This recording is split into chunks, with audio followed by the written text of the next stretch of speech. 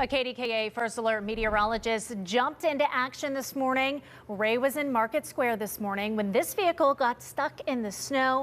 Ray and another person helped to get it moving again. Good work, Ray. And I saw a lot of cars stuck today on my way in. The roads are covered, and it is really not helping crews as the snow is still falling out there. So the big question is, how much longer should we expect the snow to last?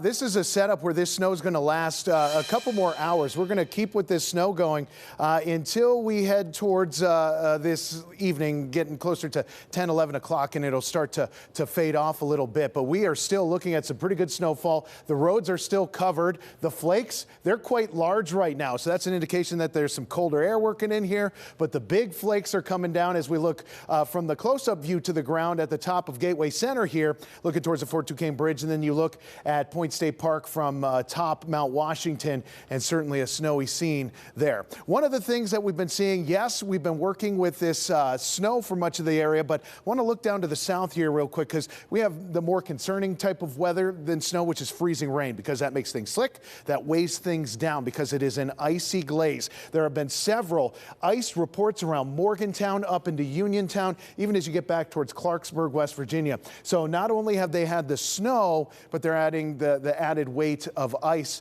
on top of things there. Now you start getting up to Pittsburgh.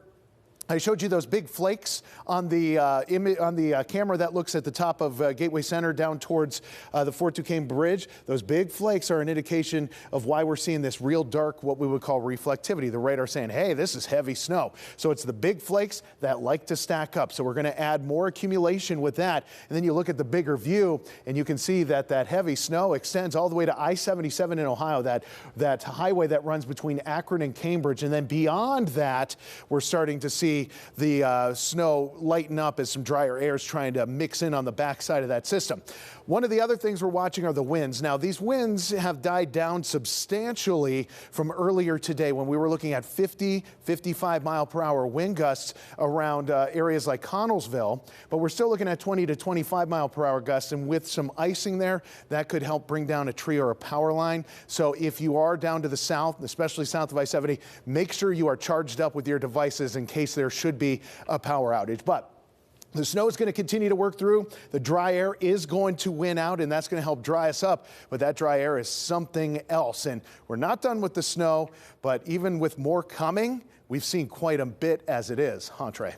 That's right, Ray. We're watching the totals gradually tick up across our region, and I plotted the highest snowfall reports by county across our area this afternoon. This is the area we have been talking about previous days in our forecast, the I-80 corridor down toward Route 422 to pick up those double-digit totals. And you can see places like Clarion over toward just south of Slippery Rock around the West Liberty area and northwestern Butler County, 16 inches there. 15.8 Freedom and Beaver County. We just got an update here from the National Weather Service. They are now reporting 10.2 inches in Pittsburgh, so that's going to update that. We'll update that here in a little bit. 10.2 inches there north and east of Washington, 13.3 inches there central Somerset County, and then just east of Morgantown around the Brookville area, 7.5 inches, and Waynesburg coming in with 8.1. But that is that area down to the south where we were talking about that would have a little bit more of that mixing to keep those snowfall totals down, and that is certainly what we have seen. Winter storm warning remains in effect for all of our counties through noon on Monday. This may be dropped earlier depending on how quickly the snow lets up. But once the winter storm warning is dropped, an extreme cold watch goes into effect, and this is for dangerously cold wind chills that'll take us into Tuesday morning. So here's the rest of this evening. Again, we have that heavy band of snow moving in from eastern Ohio. That'll move across the area through around 9 to 10 o'clock. After that point, those heavy snowfall rates are done, and we'll just have flurries continuing through the overnight hours. Morning temperatures will be down into the low to mid-teens with a breezy northwest wind, and we expect that wind to stay gusty through the day tomorrow with temperatures in the low to mid-teens. More flurries and snow showers. We can't rule out an isolated snow squall as well to reduce visibility. And then Tuesday morning with high pressure and close proximity, air temperatures down below zero before temperatures recover into the teens Tuesday afternoon. Expect an additional 1 to 3 inches of snow through Monday night into Tuesday morning on top of what we've already seen. So there's more time to add in more to what we've seen across our area. Look at the wind chill forecast, and I really want to fast forward here to Tuesday morning because that is going to be the time frame where the most hazardous wind chills. Air temperatures, again, a few degrees below zero, but you throw in that southwest wind, we're going to be looking at widespread wind chill values anywhere between 15 to 20 degrees below zero. And even Tuesday afternoon, not much recovery. And with this snowpack on the ground, that's going to act as almost like a refrigerator, and that's going to keep that very cold air in place through the remainder of this week. So 2 more first alert days in effect.